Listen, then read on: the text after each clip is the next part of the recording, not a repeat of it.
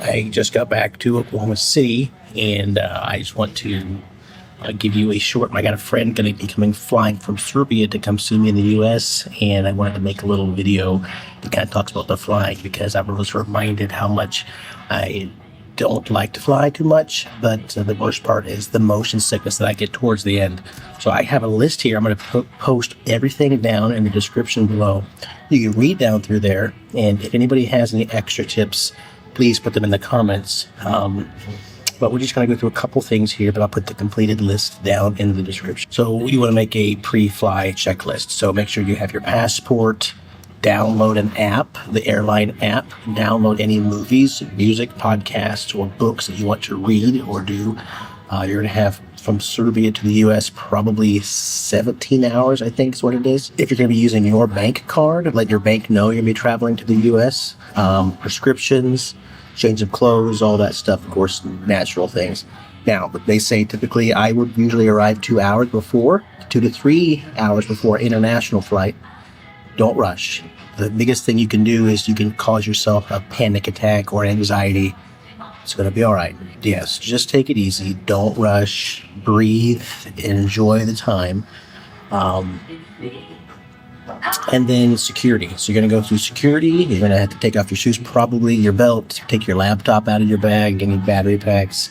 It's very simple. Usually they're very kind and so just slowly. You got to have to remind yourself to think slowly. So again, all this will be down below. It's a lot more than I'm reading. I'm just going through it quickly. After you get through security, you've got plenty of time. Find a coffee shop. It will be expensive, but just enjoy it and get you a little coffee, settle down, relax.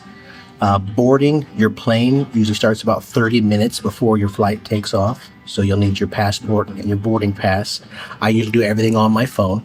I just use my phone for my boarding pass, but it's good to have paper passes too in case your phone dies, right? So I recommend a backpack and a small rolling suitcase. You can put your backpack on top, that way you don't have to carry it on your back. You just roll it through the airport. Your backpack will go under your seat, and your small suitcase will go above your head. Within about 10 minutes of your plane taking off, you're going to be basically into smooth air, and you'll be the best it's going to get. When you descend, that's the part in a small plane that I don't like the best. So it says to drink lots of water, walk around every few hours if you can, stretch your legs, watch a movie, read a book, sleep if possible. A lot of times I'll maybe stay up late the night before, which makes me tired at the airport, and I can just sleep the whole entire flight. And I basically, when we land, my eyes open, which is the best way. And I'm not sick at all when that happens. So some people bring a neck pillow, eye mask, earplugs, headphones. I don't bring any of that. I do have noise canceling headphones. I highly recommend noise canceling headphones.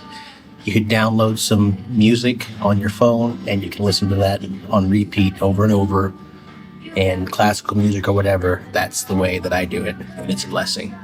So when you're in an international flight, you can bring meals, drinks, you can eat them. They'll have them provided.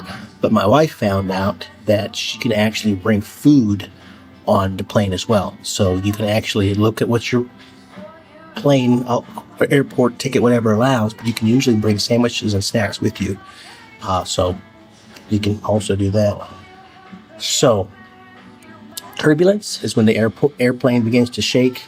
It happens all the time. It's normal. It's not really a big deal. It only lasts typically for a few minutes till they get through that rough patch of sky. And so just think of it like driving on a bumpy, gravelly road, okay? They say for motion sickness, which is what I get a lot, you can sit near the wings if possible. Look straight ahead. Again, stay hydrated. Some say chewing gum helps. Don't read. Just look around. Some say keep ginger candy. Ginger candy can help. Motion sickness medication could help, and it does help, but it makes me super sleepy, and I'm just wiped out the rest of the day. So when you land, your ears are going to pop, and I usually would do I'll hold my nose, and then I'll pop my ears, and that works pretty well for me. But yeah, the ear popping is not really a big deal either. Immigration, when you land, they're going to ask you, why are you visiting? How long will you stay? Where are you staying? And when are you going home? They're just basic questions. They're not trying to be rude or mean. They're just asking the regular questions. Just be honest. And they only last about a minute or two, and then you're done. You're done. So, don't bring fruit, don't bring meat, don't bring plants with you. If you have connecting flights, just follow the signs. Again, if you have an app, that works really well. I have United app, and so when I flew United, it literally tells me, turn here, turn there. You have 3 minutes to get to your destination.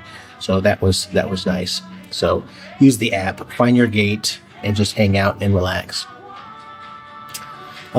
Sometimes if you have the app, they will update. So you gotta be careful with that, because sometimes your gate, you're sitting there, but they change to a different place. So you got to stay on top of that. And if you have the app of your plane, it'll ding and buzz you and your gate has moved. So that's a helpful thing to do the app again. So in the app, you get airport maps, walking directions, all that stuff. And then don't be afraid to ask questions. Airport employees, they do this every day, even other people. I've constantly asked other people, hey, where's this? Where's that? And they're usually very good about that. Water, you're going to bring water. You're going to have to pour it out before you get through the gate, which is fine. There's free water in most airports. You can just go up to the fountain and get free water and fill your water bottle back up. So yeah, it's a good idea to bring a water bottle, plastic water bottle, metal, whatever you want. So rule of thumb, bigger planes equal better flights. Smaller planes, rougher flights.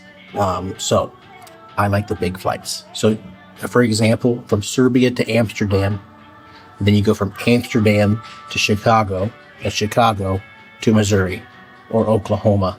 And that's typically how we travel. So I have a list here of things that you can pack and keep on you, and things not to do. Okay, don't joke about certain things. I have that list on here as well. So check it out in the description. And anyways, then a final encouragement is the first flight that you're on is always the hardest because everything's new. After you do one international trip, you'll be amazed how normal it begins to feel. So take one step at a time, read the signs, ask questions if you're unsure, and just enjoy. Just breathe, take deep breaths. You'll be surprised what a lot of oxygen can help do to your body and do to your mind.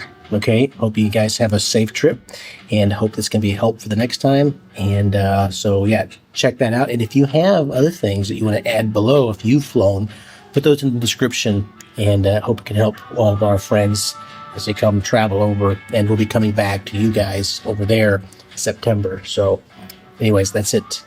Have a blessed day.